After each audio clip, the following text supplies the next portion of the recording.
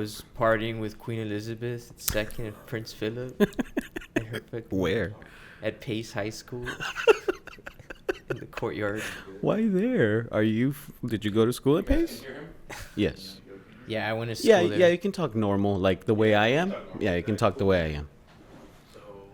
And Prince Philip was like, I think there's going to be a nuclear explosion in winter. So shit like that. In my dreams, yeah, we can hear you. In my dreams, there's never sound. Oh. Do you dream with sound? Like when there's conversations, sound, like. Yeah, I've heard Prince Philip told me there's gonna be a nuclear explosion. And you heard his voice like that? How you said? Yeah, it? he said it like that. It was Say crazy. it again. Like, he was like, I suppose there's gonna be a nuclear explosion in the winter, some shit like that. And you had this dream like, now? I was like, what? When was this dream? It was in the afternoon after work. Today. Oh no, it was on August 12th. I remember because it was 33 days later after my birthday. So I was like, oh shit. So it was a couple of days that you had this dream? Yeah, I had a it was pretty cool. I mean, Princess Margaret was there. She was wearing like a fucking tiara with a heart on it. I was like, I like your tiara, Princess Margaret. She said, oh, thank you. Do you normally dream and remember, or is this like? No, well, it's, like I said, it's recently because I've been smoking a lot less. So. Oh, so you get to dream. Yeah. Anyway. All right, guys. Welcome to the Goldwave podcast debut. I am Jesus, and I'm here with George. We are going to get into some interesting topics. Stay tuned. George, we were talking about Rome a little while ago. Yeah, Rome never fell. It seems like that's a topic that you're very keen on. Yeah, well, I mean, I started off like a lot of people, asking myself what's going on with the world. And I remember asking God, I just want to know. I asked God who the Antichrist was. And then 10 years later, I know who it is. So you asked this 10 years ago? You've been in search. Maybe like 2012. Very, very important year. But then 2013, yeah, is when it got real. So people say 2012, or at least I've heard people say that like 2012 there was like almost like a shift, like a consciousness shift, right? Yeah. And so do you think maybe that had something to do with you wanting to search for this type of stuff? It was like, because how old were you when this well, it was like with my brother interest? Stuart. He was the first older brother. Yeah, he was older than me, and he was the one that kind of got me into like. And back then it was like all these false flags. You know what false flags are?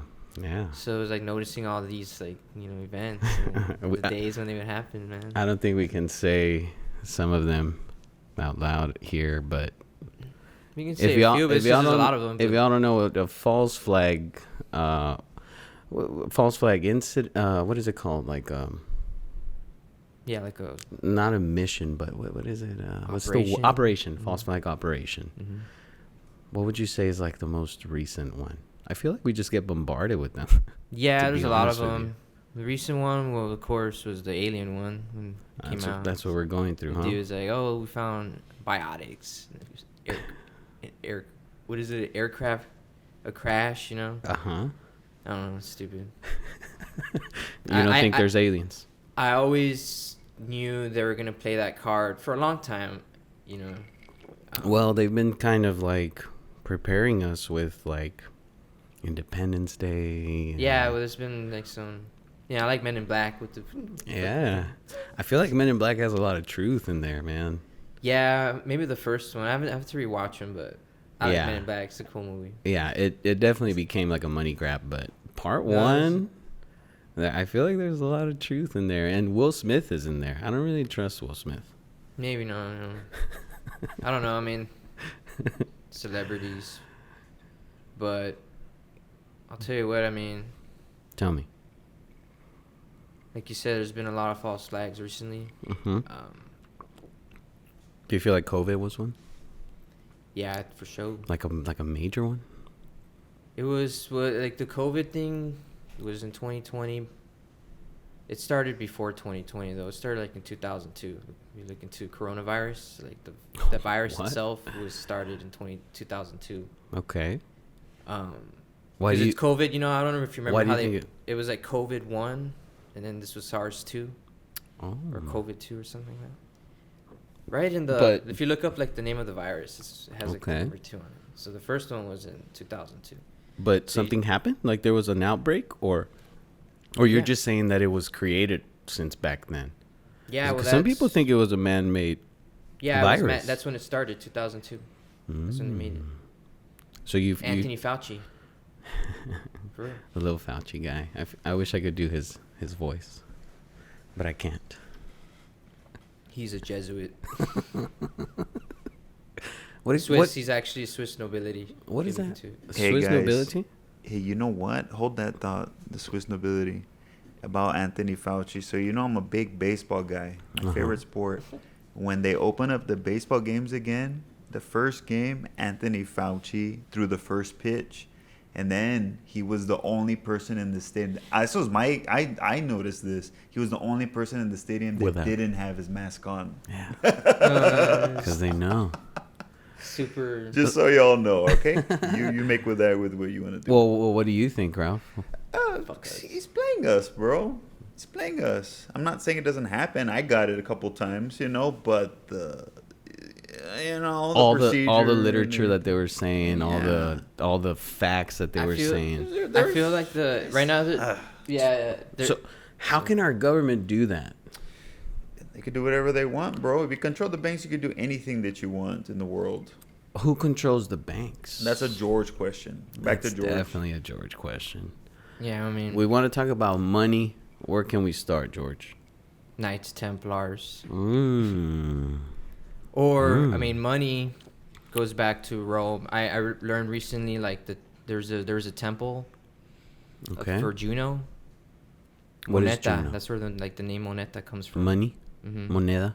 Yeah, it comes from like that temple. Okay. And Yeah. and so how does that relate to money? The Temple of Well, Juno. I have to read it more and see how it developed, but Rome. It's because there's a good book. I brought it last time. Well, the last time we tried to do this, but Yeah.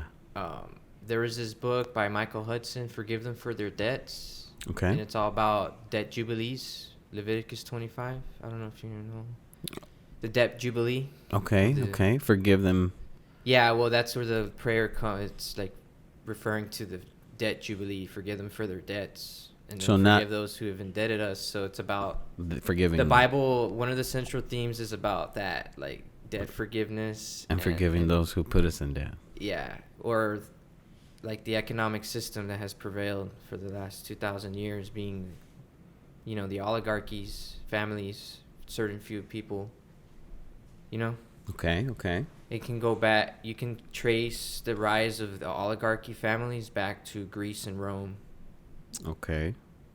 because it was an ancient Middle Eastern practice to forgive debts. Like whenever there's a new king coming into, if he conquered a land.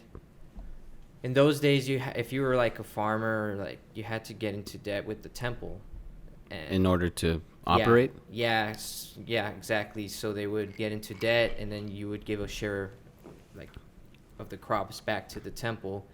But there would be times of like drought, or like conquest. The temple or the palace always had like debt jubilees or debt forgiveness. They would forgive the debts of people, and they had to do that because if you didn't, the king It'd just be miserable. the king had to have the allegiance of the people in order for the people Yeah. to be the army. Do his bidding. But there it was always a war between the king and the oligarchy. Sorry, I'm like stuttering. It's all good.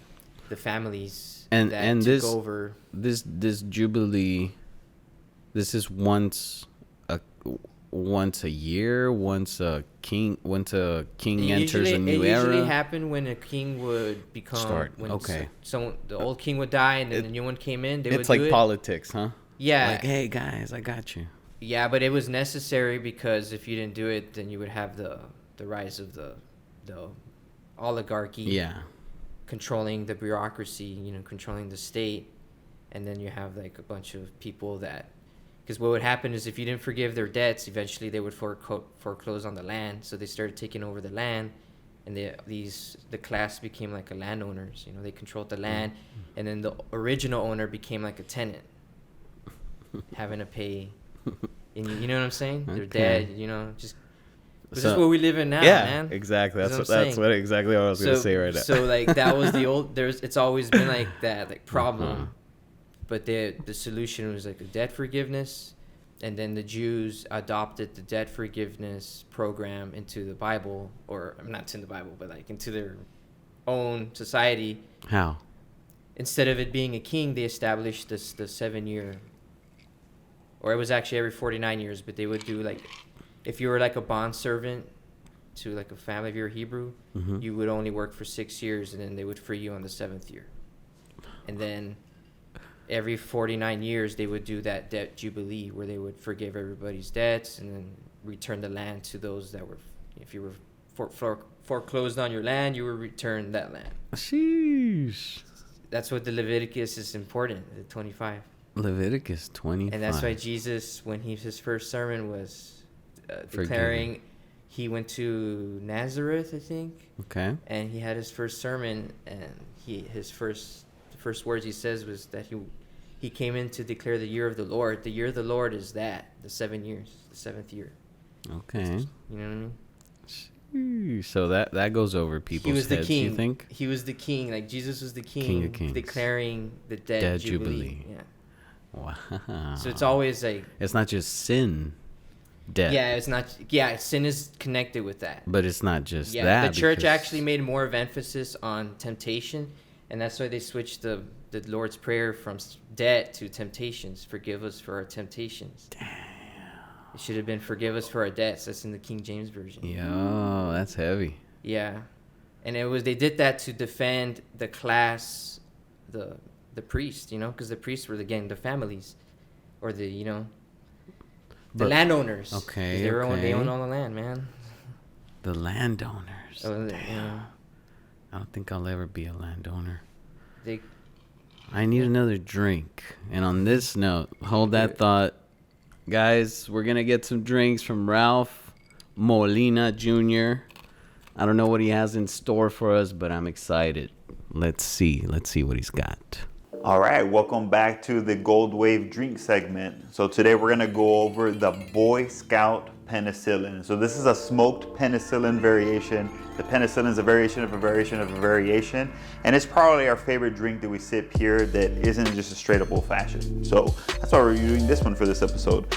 Now, the first thing you're gonna get is a blended Scotch whiskey. This is Carlisle. And actually, I got the bottle yesterday because the handle is only 27 bucks. The unique thing about this is that it's finished in bourbon barrels, ex-bourbon barrels. So that means that you're gonna get that kind of sweet kind of finish instead of the dry, smoky finish that you'll find in a lot of blended Scotch whiskeys. So we're gonna be getting more of the smokiness from the smoking of the cocktail rather than the smoked peat in the Scotch. Makes sense? So that's gonna be our base spirit. And then, so it's gonna be lemon juice for the acidity component. I just used this about 30 minutes ago. And then this is a cool thing. This is penicillin syrup. So it's equal parts honey syrup, which is a little bit of honey and water mixture with a ginger syrup that I made from scratch last night. So this is gonna be the sweet component to the drink. And I'm gonna go ahead and just start assembling it, and then we're gonna smoke it. Y'all ready? Let's do it. All right, so we're gonna start with the shaker tin, and we're gonna start with the cheapest ingredients first. So it's 0.75 of an ounce for the lemon juice. So what I'm gonna do is 1.5 ounces of lemon juice for starts, because we're gonna do a double drink for Jesus and George. And then we're gonna balance it out with the penicillin syrup. It's going to be the same amount of fluid.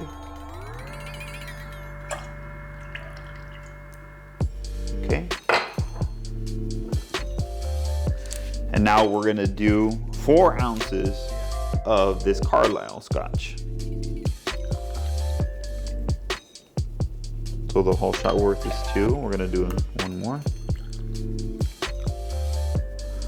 And one thing I really like about the penicillin is that it sits on a big rock of ice, so you don't need to shake it so much right away. You can just shake it a few times and go ahead and pour that sucker over the ice, and it results in a really good drink. So what we're gonna go ahead and do, we're just gonna start putting some ice in there. Once again, hand cut ice. Just break one of these cubes in there. Okay. And put another one. We don't need too much dilution. And we're just going to shake it a little bit.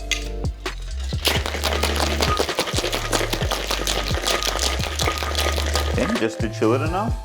And now we're going to go ahead, we're going to strain it into this mixing glass to pour into the smoking vessel.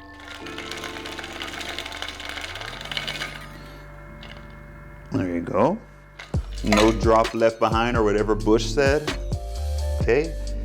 Now we're gonna get the fun part going. The fun part besides the alcohol. So we're gonna light this little pellet.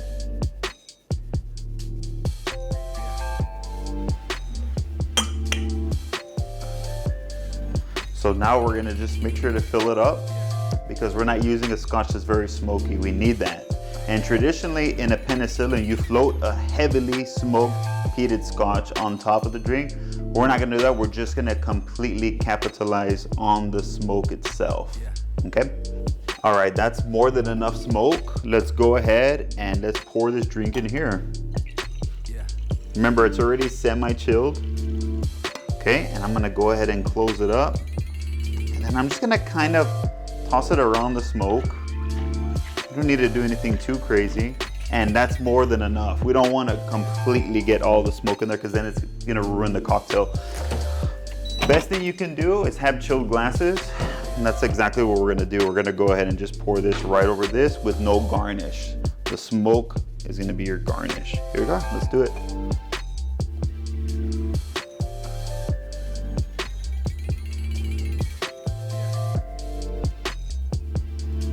Beautiful.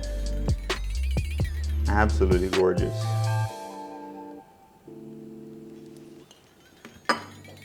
All right. Enjoy the Boy Scout penicillin. All right, guys. And we got our drink here. It is the Boy Scout penicillin. Right? George, have you ever had this drink? Nope. Oh, yeah, I've had it, of course. I've never had this drink. First time. Cheers. Cheers.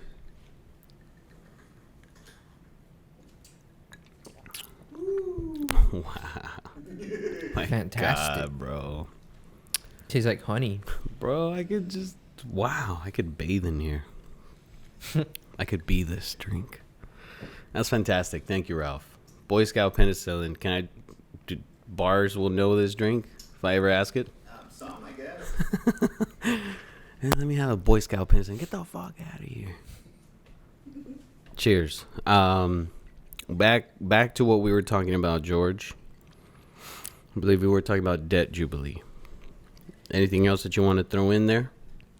No, just that. I mean, how that was the old tradition of the Bronze Age, and then the Iron Age came in, which is around 800 BC, and that's when you have the rise of Greece and Rome, and they stopped that tradition. The Greeks, they had some leaders that were trying to do it. Okay. And they're known as the tyrants, the Greek tyrants. They gave them that name for a reason, because they were trying to. But do you think debt jubilee is good? Oh yeah, yeah, it's necessary. I could use one right now. Have they ever done that in our time? Something that could be considered debt jubilee? They haven't. I think Biden's trying. Nah, it's gonna be some anti-debt. No, not the the anti-jubilee. Like, it's the antichrist. It's the fucking chip. You're forever indebted. Shit, forever slave. The chip. that or just you're talking about the biblical. Yeah, well, it's always been Mark of the Beast. It The goes Mark back. of the Beast. If I'm not mistaken, in Book of Kings, that's what it is. That's where it comes from. The 666. It comes from King Solomon's temple, or King Solomon. Okay. He taxed everybody 666 talents of gold, so it has to do with the debt. He taxed them 666. Why that number? I don't know. Maybe. I don't know why that number. Why specifically that number, but. Well, what do you think about that number? I mean, the first thing comes to mind is the carbon demand. Well, I don't think they knew that in those days, though. But the carbon is the six. We're carbon-based life forms. Carbon is the 6 protons, 6 neutrons, 6 electrons. Why is it? But I don't think it's really that. I think it has to just. I don't know. They chose that number. I really don't know. Why. Okay. That's a good question, but. 666. I just know that that's what it's it's connoting the debt that King Solomon imposed on the Jews. Was that like a harsh debt? Yeah, I mean 666 talents. Would you say like Why would he do it? Why would he? Well, let's put that in now time reference, kind of like. That was the start of his. Like how much would we be paying? If it was now, how many dollars?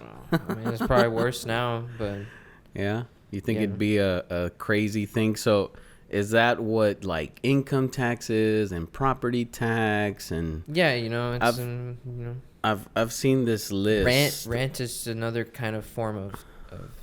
I mean, everything is right. I remember reading a while back ago that that income tax was something that used to be like you would do it out of your, what's it called, like voluntary, and then somewhere down the line they made it like a regulation, like an imposed thing that we have no say so over, because if you think about it, it's like they just take money out of out of your check, right, every single time. And I mean, they justify it with a little writing there. But what do you think about that? No, well, they have to get their cut. I think it's a way to just steal money from people.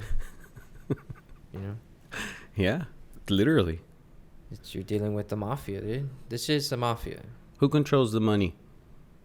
I mean, who controls it? I would say. Well, like, who controls our money? Who controls a dollar? The Federal Reserve. Who is the Federal Reserve?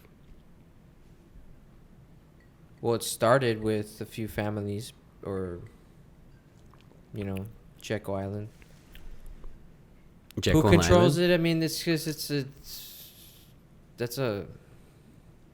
it's not really like who controls it. It's just like who is trying to manipulate it, who created it. I know the Rothschilds had something to do with it.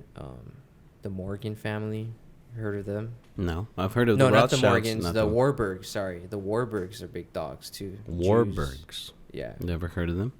They're one of the big dogs too. Just like an old bloodline.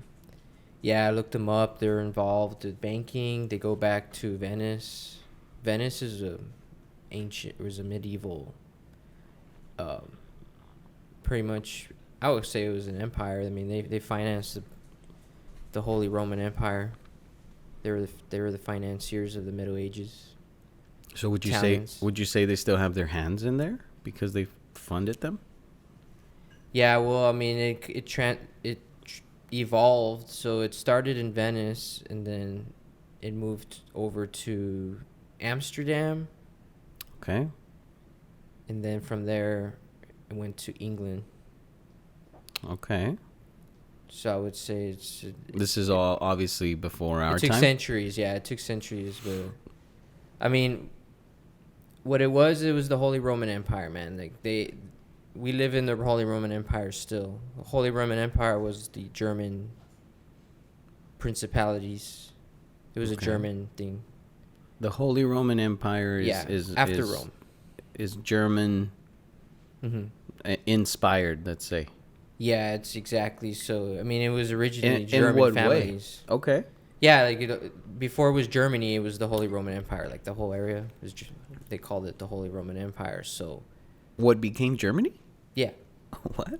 yeah. Okay. Maybe people don't know that, but yeah. All right. When you think of Holy Roman Empire, it's just Germany. Just okay. think of Germany. And so, how do we get to? How do we get to Rome? Well, because Rome fell in 476, it changed, right? Like it changed over. I would say Rome became the Vatican, the church, Okay. Okay. and the church controlled the affairs of Europe. They were above the kings. Okay. And They tried to establish that, through papal bull. People bull? You heard of that? The papal bull is like an executive order. No. Yeah, this is the. When I think of papal bull, I think of Pope Boniface VIII. Look up that. I thought you were saying like motherfucker. papal bullshit. Well, yeah, that's what it is. A bunch of bullshit, but the papal bull is what they call it. They call it. It's like It's an actual name. Yeah, it's like an executive order for the Pope. But when Okay. they've done so many papal bulls, but there's one called Unam Sanctam, Okay.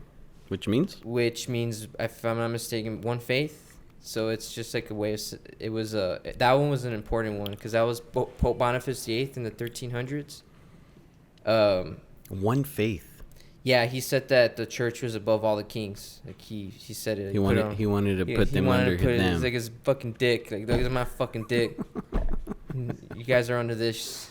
I don't know. And what did the king say? Well, They whipped out theirs? actually, yeah. I mean, they did. The Holy Roman Emperors did, because it was always a battle between Pope and the Holy Roman Emperor. In those days, like in 1200, there was like look up the Guelphs and Ghibellines. There was a war in Italy. And this is all for just power? What? Yeah, like, well, I mean, what is it's it the that they're world. like? What is it that they're trying? Like, why were they at war? probably going back to the debt thing. There were. Okay. An interesting thing that you said that I want to go back to was how we're living now in like this is the new Rome. Is that Yeah, is that, because is that I what was you going meant? into that. Yeah, because we still live in the Holy Roman Empire. Because it's who were the Holy Roman Empire? They're German princes or German families. Okay. And how is that? Like, how are you making that connection? Because I have no idea. Because in 1500, you had King Charles of Spain. He was the first Holy Roman Emperor. If I'm not mistaken, his mother was Queen Isabella Okay. of Castile, who's the bridge in SPI is named after Queen Isabella. Queen Isabella. She's the one that sent Columbus. Her and Ferdinand Ferdinand II of Aragon. And King Isabella Ferdinand. of Castile, yeah. Okay. When they united, they formed Spain because they united all the kingdoms of Spain. Okay. And then Charles the First, he's Charles V, but he's actually Charles the First of Spain because he was. Got it. So Charles He's the fifth overall first of Spain. He was the fifth because he was Charles V. They united the Holy Roman Empire with the Kingdom of Spain. So through the marriages in 1500, and they had to split it. So the I don't know if you've ever heard of the Habsburgs. Habsburgs. Look up the Habsburg chin. They intermarried so much they fucking developed the chin and shit. Look up Charles II. Charles II looks like a fucking crazy ass motherfucker. He didn't have kids because he was so fucked up, and that caused a crisis called a fucking war. The War of the Spanish Succession. Okay. Yeah, that's in the 1700s. That's a deep shit. Like, Because he couldn't have children? yeah, fucking look him up. He's a crazy motherfucker. The fucking Habsburg chin. You'll see what I mean. Like, Oh, shit. I can't wait to see Charles, it. just put Charles II of Spain. You'll see what I mean. Habsburg chin. But look up the Habsburg. The more important thing is look up the Habsburgs because that's a fucking 300 years. He's a product of 300 years of fucking intermarrying, man. Like incest, Oh, that's wild. marrying first cousins and shit. And they would do this because in their minds they're preserving their bloodline. It's because the Habsburgs got powerful. They started off as Holy Roman Emperors. Mm-hmm. They were German, or Got the chin for you guys.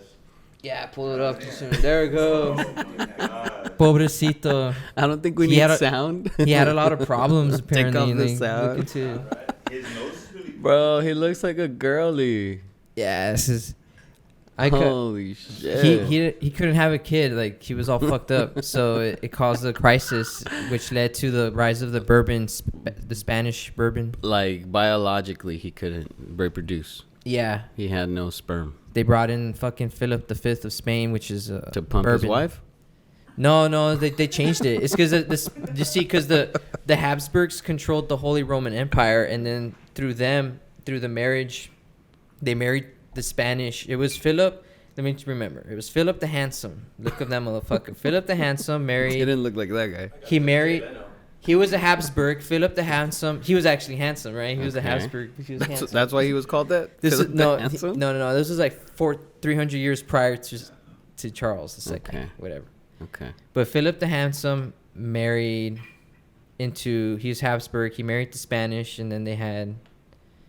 If I'm not, I gotta. Man, I'm getting fucking I don't know. confused now. You're good. Because I can't remember it, but like Just- it's through there. If you look into it, you get Charles and Charles the First of Spain, and his brother. They divided the empires. They were Habsburgs, but through Charles the First you get the Spanish, Okay. and then through Ferdinand the First, you get the Holy Roman Emperors. So, in the 1500s, the main family was the Habsburgs. Like they were the ones that.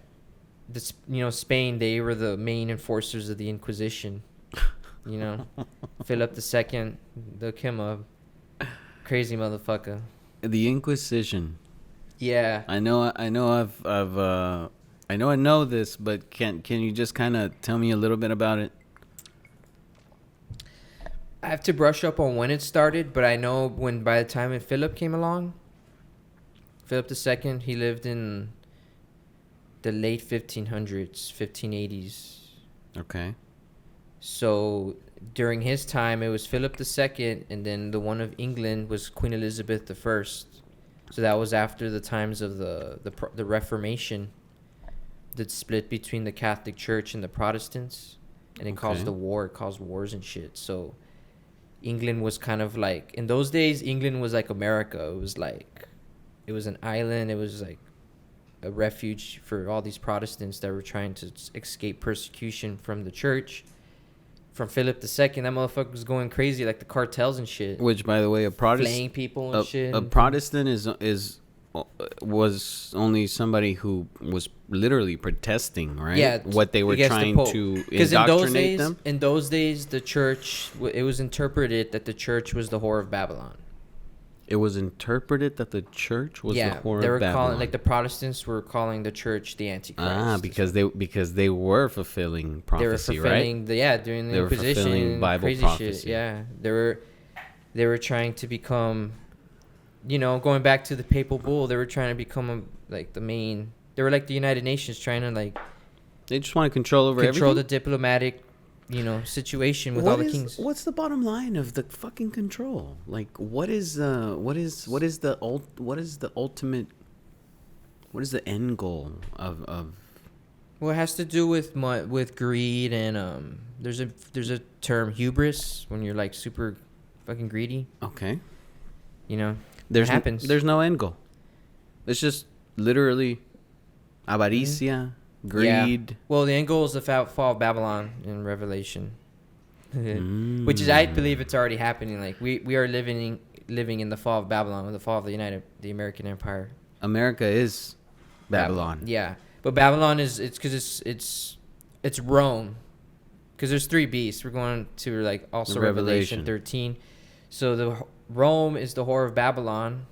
Okay. If you like, because there's really three beasts in the Bible that are like, it's the dragon, the beast of the sea, and the beast of the land. And we're talking about Daniel's dreams, or Well, what are we talking here? He had some dreams, but no, I'm talking about Revelation 13.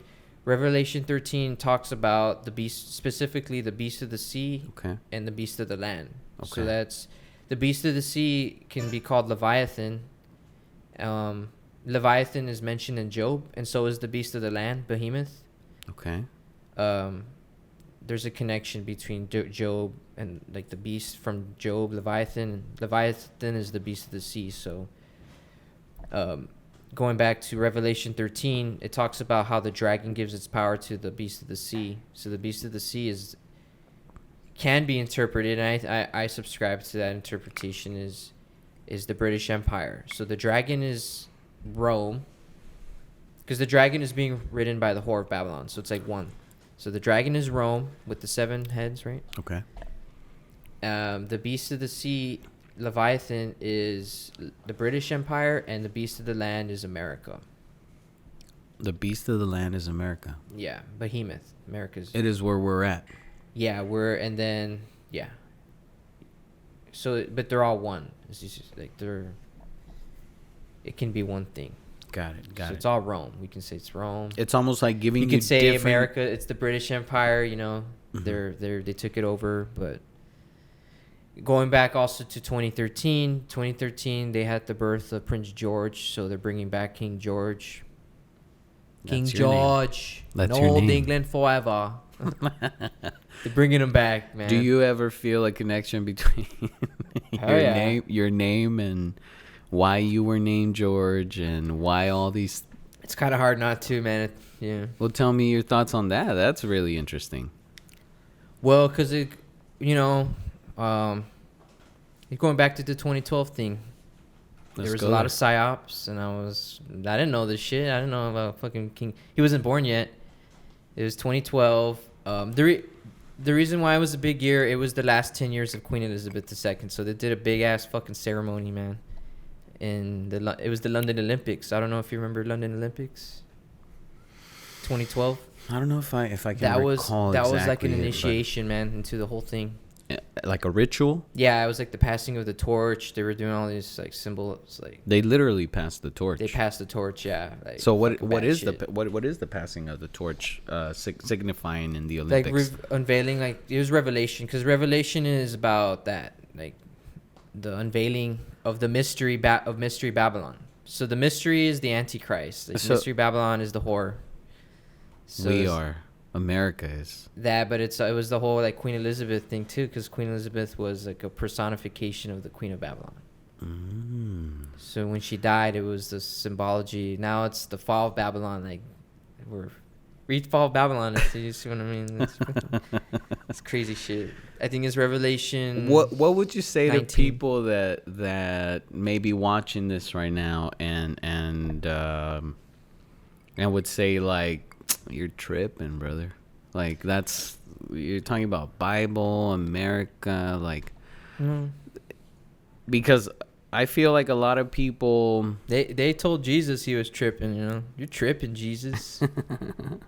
You're tripping, John. When he was getting he was the one that had the vision of Revelation. He wrote it down. So they probably would have told him, "You're fucking tripping, John. Shut the fuck up, you fucking schizo.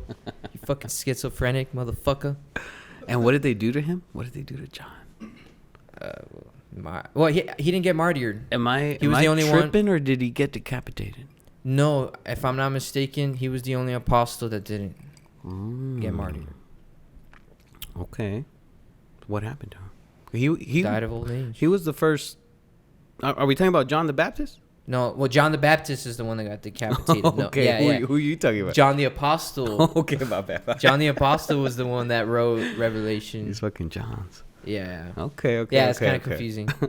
No, John. Well, John the Baptist was supposed to have been. The gospel says that he was plunged into boiling oil. Oh, maybe that was wrong. Yeah. But he escaped. Oh, there we go. You see what I mean? Sheesh. That's what I'm saying. That's God right there. John the Apostle. He was but the John, one. John the Baptist was supposed to have been. That's the one who was beheaded. What? He was the forerunner. He was the one that paved the way for Jesus. For Jesus Christ. Okay. Yeah. In my head, for some reason, I was thinking There's a that good he quote was in the Bible. a coming after, but he was before.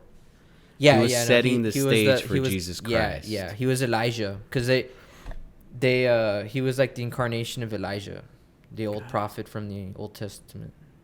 Elijah. Yeah. Jesus said that. He was Elijah. What a great name.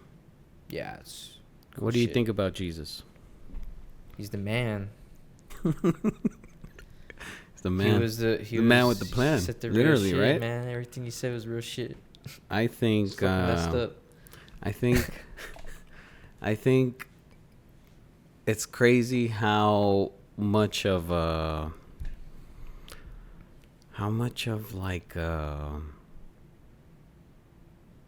separation there is from Christ and the church and what it means to be Christian nowadays. And Well, I think the church is the Antichrist. It's part of it. It's because this is organized church Christ that you're was talking trying about, to. right? Yeah, Christ was trying. Oh shit! Okay, we lost a little bit of audio. When we're back. I hear it myself. Okay, we're back. We're back. All right. Something just happened right there. We're So- good. So I was saying Christ was trying to destroy religion. He went against religion. The Pharisees were the head of the religion. And the Pharisees were literally just kind of making shit up, right?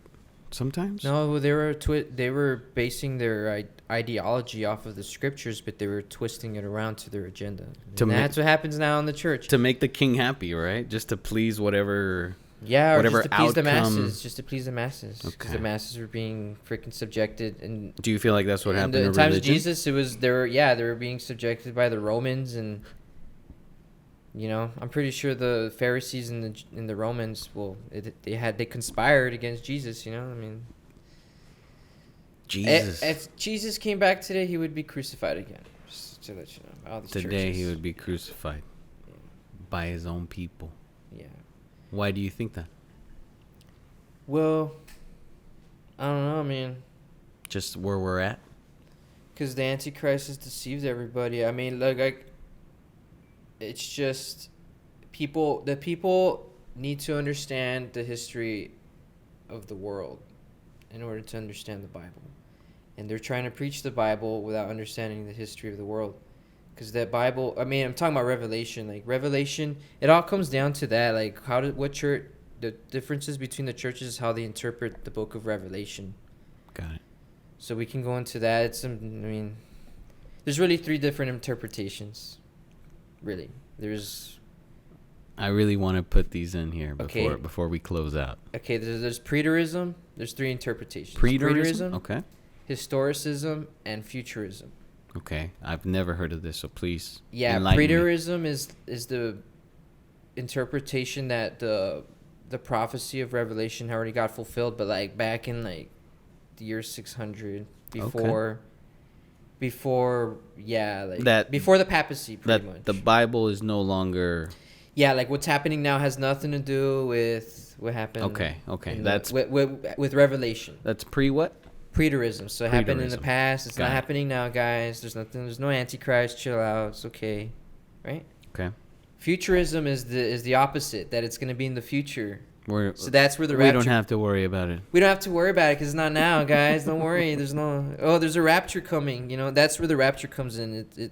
The rapture is a doctrine invented by John Darby or something like that. Look up Schofield. That's what it is. Schofield. Schofield. He was Is that Holden's last name? No, that's Caulfield. I'll look it up right now. Schofield, dude. Fuck that bastard. But okay. Hey, you're going a little too much into it. Without You can look up Schofield on Wikipedia. Just put Schofield, and it'll tell you dispensationalism, and it'll tell you that's where the rapture came in. It's something that came in the 1800s. It's not like So that's not biblical.